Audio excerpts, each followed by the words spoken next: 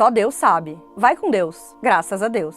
É impossível ser brasileiro e nunca ter ouvido essas expressões numa conversa. Mas não é só o modo de falar. O Brasil aparece no topo de um ranking dos países onde mais se acredita em Deus. Quase 9 em cada 10 brasileiros creem num poder superior, segundo uma pesquisa feita com dados coletados pela internet. Eu sou a Letícia Mori, da BBC News Brasil, e eu vou mostrar nesse vídeo algumas razões para o Brasil ser tão conectado com algum tipo de espiritualidade. O país lidera, ao lado da África do Sul, um ranking de 26 países elaborado pelo Instituto Ipsos.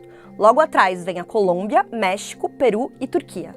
O Brasil ficou quase 30 pontos percentuais acima da média do ranking. É um índice alto, mesmo quando a gente compara com outras nações em desenvolvimento. Essa inclinação brasileira para a fé também é apontada por pesquisas feitas em outros anos. Um levantamento do ano passado, realizado pelo Datafolha, apontou que 56% dos brasileiros achavam que a política e a religião deveriam andar de mãos dadas, e 60% consideravam que a defesa de valores familiares era mais importante do que uma boa proposta para a economia.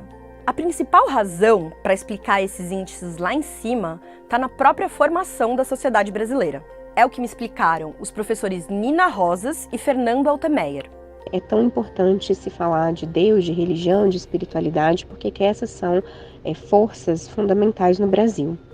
A gente pode recuperar a história desde a época da colonização portuguesa e da vinda católica para o Brasil e do império que vai sendo estabelecido na Constituição das identidades nacionais a partir dessa vertente religiosa que nos foi imposta. O Fernando Altemeyer disse que apesar da religião ter vindo embutida com a colonização para o Brasil, de certa forma, o povo em geral não vinculou a religião com a opressão.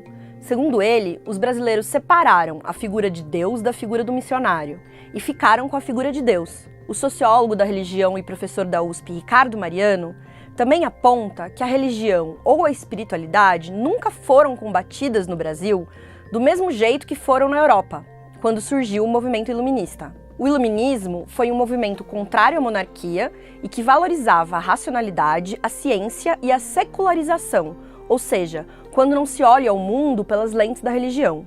Ele diz que nós não temos uma tradição iluminista de movimentos políticos ideológicos anticlericais e seculares. E a Nina Rosas explica que, quando o Brasil abandonou a monarquia para virar república, isso não aconteceu por causa de uma lógica iluminista, como aconteceu na França. A gente tem uma história marcada pela presença imposta do catolicismo, mas depois, mesmo com a Constituição da República, a gente percebe que essa igreja ainda gozou de muitos privilégios, de muito espaço, de muitas oportunidades de atuação na vida pública da sociedade, muitas vezes solapando, violentando e massacrando outras alternativas religiosas, e isso marca a história nacional. Já o Ricardo Mariano lembra que no cotidiano brasileiro as pessoas falam em Deus o tempo todo. É algo comum e normal, e é estranho se alguém reage a isso de uma forma negativa. Ele explica que no Brasil, mesmo grupos que historicamente sofreram opressão religiosa, como mulheres e pessoas LGBT, podem até se posicionar contra a discriminação, mas não tem uma tendência de se posicionar contra a religião em si. Ele diz que, em geral, os movimentos feministas e os movimentos LGBT fazem campanha contra quem promove o ódio, a homofobia, o machismo, mas tendem a não bater no sentimento religioso das pessoas. O aumento do número de pessoas com ensino superior também não mudou essa vocação do brasileiro. O Mariano me disse que mesmo quando a democratização do ensino superior avançou, isso não implicou na absorção de uma cultura secular, ou seja, uma cultura que faça oposição à crença religiosa. Não houve esse embate. Outra razão para esses altos números do Brasil relacionados à religiosidade e à fé está na ausência de governo. Hélio Gastaldi, diretor de opinião pública do instituto que fez a pesquisa, afirma que por causa das condições ruins de vida, o jeito muitas vezes acaba sendo recorrer à fé. A Holanda, a Coreia do Sul e o Japão, que tem uma renda per capita mais elevada, foram os países da pesquisa onde a população menos crê em Deus ou em um poder superior. O Hélio Gastaldi fala que onde os índices de desigualdade são maiores e a renda é menor, a vida religiosa tende a ter uma grande importância para a população. Ela traz perspectiva. No caso dos evangélicos, ela traz também uma assistência, né, muito clara. Para a socióloga Nina Rosas, o catolicismo, historicamente, serviu no Brasil não só como uma espécie de extensão do Estado no controle da sociedade, mas também como suporte. E isso é algo que ocorre hoje com destaque na comunidade evangélica, que serve como rede de apoio material, espiritual e psicológico em regiões carentes. O pentecostalismo também é uma alternativa religiosa que oferece rede de apoio, apoio inclusive financeiro, em algumas agremiações, não em todas, obviamente, oportunidades de lazer e toda uma reorganização de vida que passa também pela reorganização emocional. E vamos agora para mais um item que explica a relação próxima entre brasileiros e a crença em um poder superior. A pesquisa Ipsos mostrou que 90% responderam que acreditar em Deus ajuda a superar crises, doenças, conflitos e desastres. Esse e outros números que colocam o país no topo do ranking da fé também podem ter sido influenciados pela recente pandemia de coronavírus. O Brasil foi especialmente atingido pela Covid.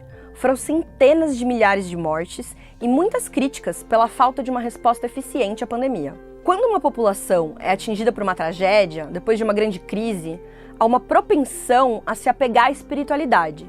O Walter Meyer contou que isso aconteceu também com o Japão, depois de perder a Segunda Guerra Mundial e sofrer com a bomba atômica. Outro dado interessante é que, apesar de 89% dos entrevistados brasileiros dizerem que acreditam em Deus, só 75% falaram que tem uma religião. O Brasil, aliás, está dentro de uma tendência mundial do aumento de pessoas que têm uma fé, mas não seguem uma religião.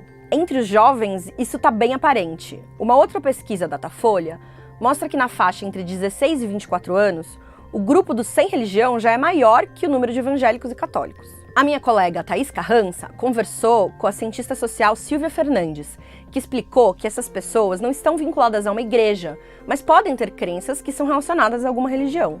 Essas pessoas incorporam elementos de uma espiritualidade mais fluida, podem fazer sincretismo, que é misturar elementos de diferentes religiões, e podem ter crenças muito associadas ao universo do cristianismo, acreditar em Deus, em Jesus, em Maria, mas seguir se declarando sem religião.